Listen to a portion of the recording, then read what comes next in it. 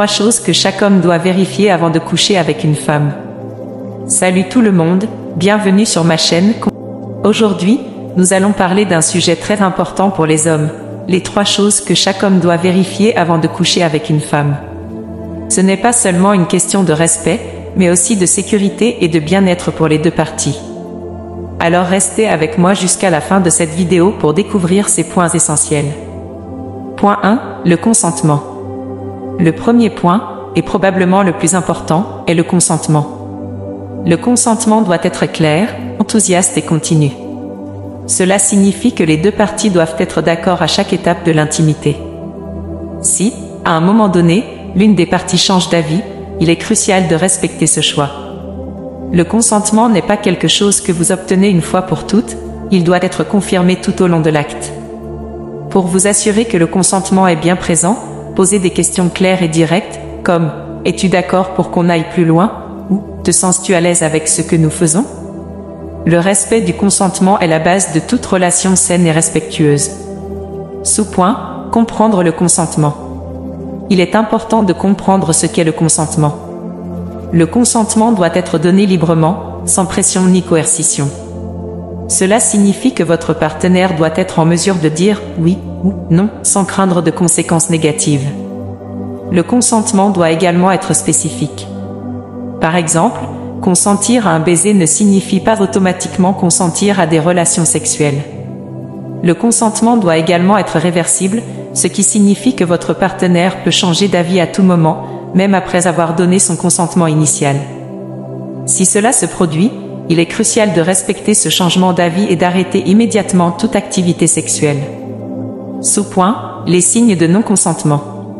Il est également important de reconnaître les signes de non-consentement. Parfois, le langage corporel peut en dire long. Si votre partenaire semble mal à l'aise, hésitant ou réticent, il est préférable de faire une pause et de vérifier comment il ou elle se sent. Le silence ou l'absence de protestation ne signifie pas consentement. Si votre partenaire est sous l'influence de l'alcool ou d'autres substances, il ou elle peut ne pas être en mesure de donner un consentement éclairé. Dans ce cas, il est préférable de ne pas poursuivre l'activité sexuelle. Le respect du consentement est une question de respect pour l'autre personne et pour vous-même. Sous-point, la communication ouverte. La communication ouverte est essentielle pour établir et maintenir le consentement. Parlez de vos attentes, de vos limites et de vos désirs. Assurez-vous que votre partenaire se sent à l'aise pour exprimer les siens également. La communication ouverte et honnête permet de mieux comprendre les besoins et les attentes de chacun. N'ayez pas peur de poser des questions ou de partager vos sentiments. Si vous avez des doutes ou des préoccupations, il est toujours préférable de les aborder avant de passer à l'acte. La communication est la clé pour une expérience agréable et respectueuse pour les deux parties. Point 2. La protection. Le deuxième point est la protection. Utiliser des moyens de protection est crucial pour éviter les infections sexuellement transmissibles, IST, et les grossesses non désirées. Les préservatifs sont une méthode efficace et facilement accessible. Assurez-vous d'en avoir toujours avec vous et de les utiliser correctement. Il est également important de discuter de vos antécédents médicaux et de vos tests de dépistage. Si vous avez des doutes ou des questions, n'hésitez pas à consulter un professionnel de la santé. La protection n'est pas seulement une question de responsabilité, mais aussi de respect pour votre partenaire et pour vous-même. Sous-point, les types de protection. Il existe plusieurs types de protection que vous pouvez utiliser. Les préservatifs masculins et féminins sont les plus courants.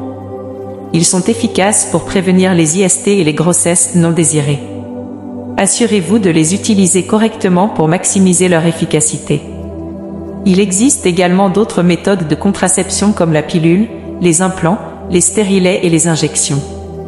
Ces méthodes sont efficaces pour prévenir les grossesses, mais elles ne protègent pas contre les IST. Il est donc important de les utiliser en complément des préservatifs. Sous-point, les tests de dépistage.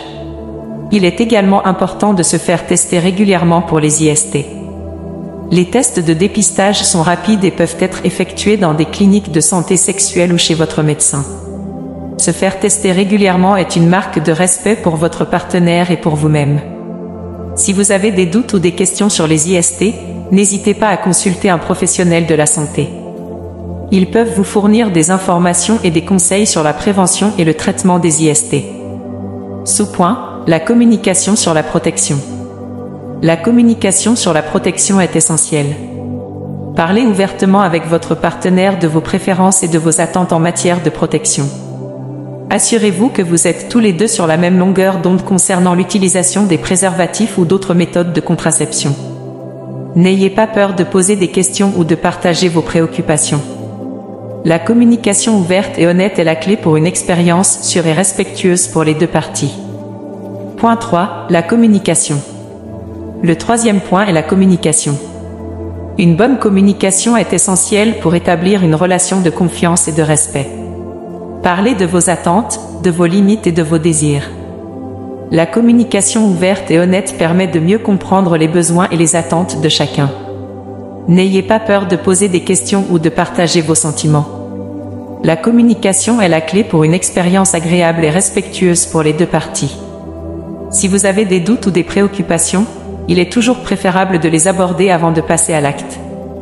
Sous-point, l'importance de la communication ouverte. La communication ouverte est cruciale pour établir une relation saine et respectueuse. Elle permet de clarifier les attentes et les limites de chacun, ce qui est essentiel pour éviter les malentendus et les déceptions.